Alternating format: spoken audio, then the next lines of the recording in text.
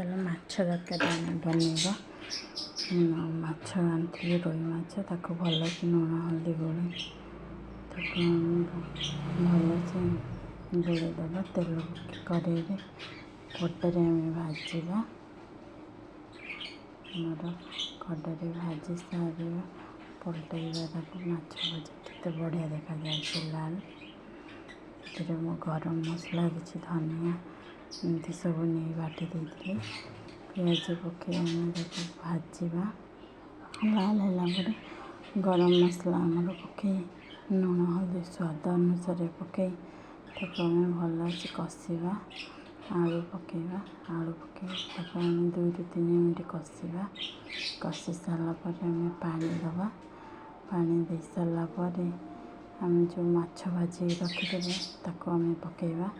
ଦେଖ ବଢ଼ିଆ ଦେଖାଯାଉଛି। ମାଛ ତରକାରୀ ରେଡ଼ି ହେଇଗଲା।